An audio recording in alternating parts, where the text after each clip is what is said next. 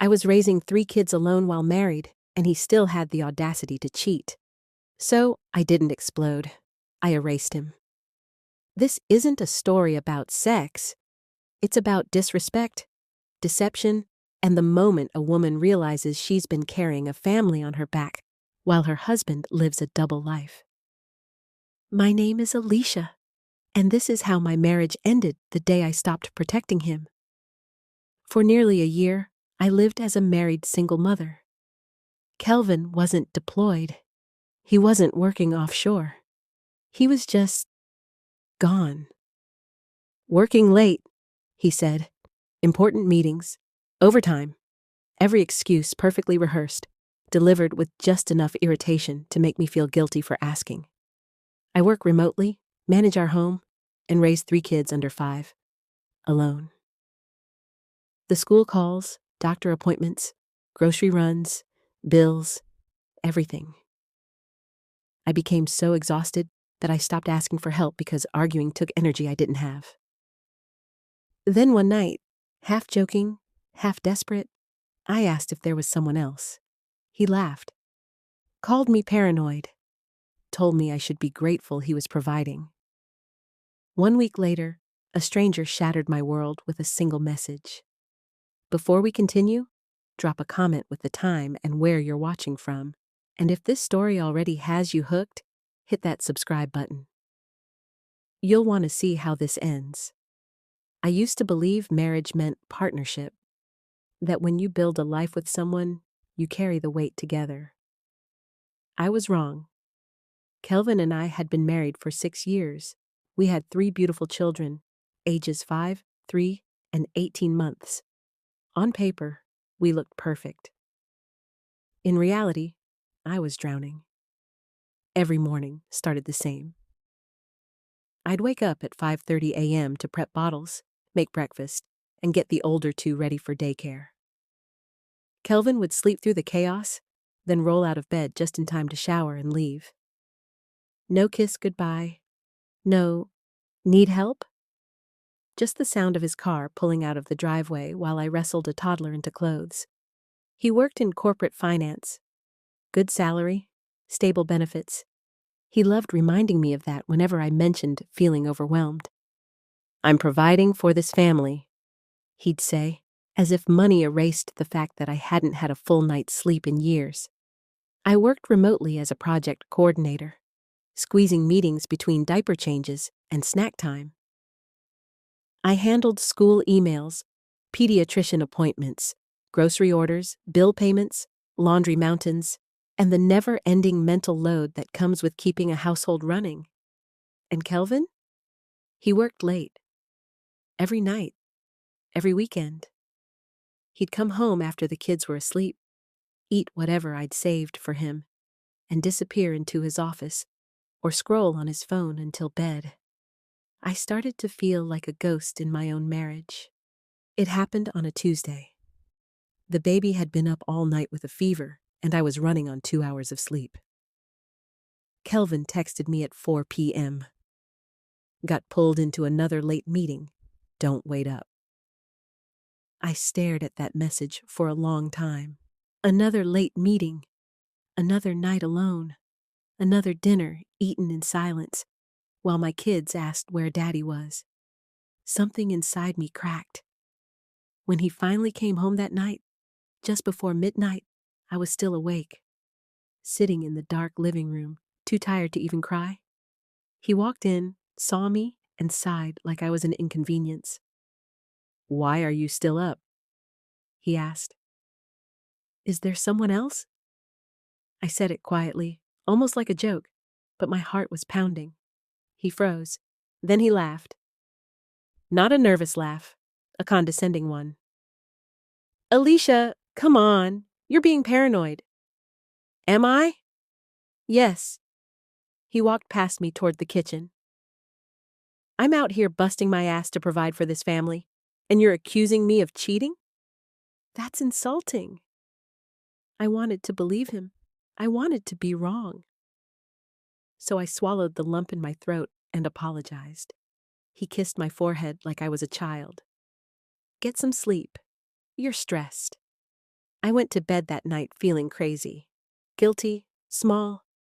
But a week later, I got a message that proved I wasn't crazy at all. Her name was Tasha. I didn't know her, had never seen her before, but she knew me. The message came through Instagram, no profile picture. Just a simple, devastating introduction. Hi, Alisha. I didn't know he was married, but now I do. Attached were screenshots, dozens of them.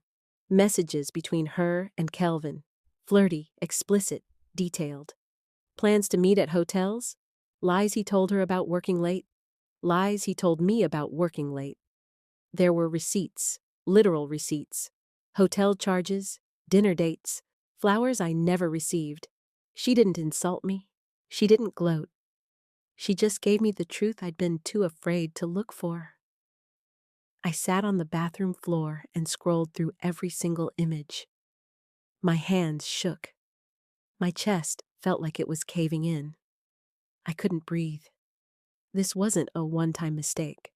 It wasn't a moment of weakness. This was a system, a routine, a double life. He had been lying to me for months, maybe longer. I wanted to scream, to throw my phone, to wake him up and demand answers. But I didn't. Because somewhere between the shock and the heartbreak, something shifted. I stopped feeling sad, and I started feeling sharp. I took screenshots of everything Tasha sent me, backed them up in 3 places. Then I deleted the conversation and went to bed next to my husband like nothing had happened. Because I wasn't ready to confront him yet. I was ready to plan. I waited 3 days before I confronted him. 3 days of watching him lie to my face. 3 days of him kissing our kids goodnight and pretending to be a good man. When I finally showed him the messages, I expected shame. Maybe even tears. Instead, I got rage. "Where did you get these?"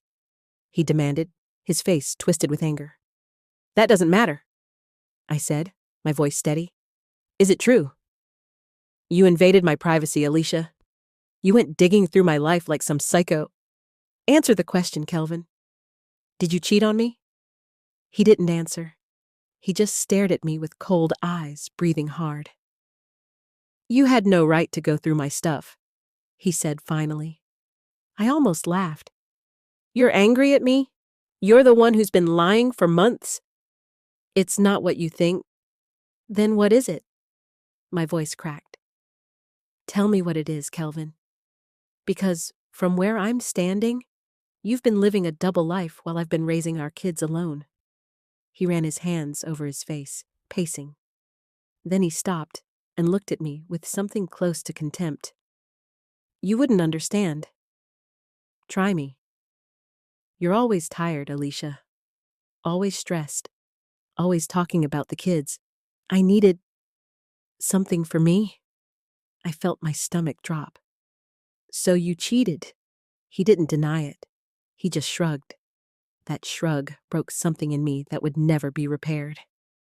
"It didn't mean anything," Kelvin said, his voice flat. "It was just physical. Just physical."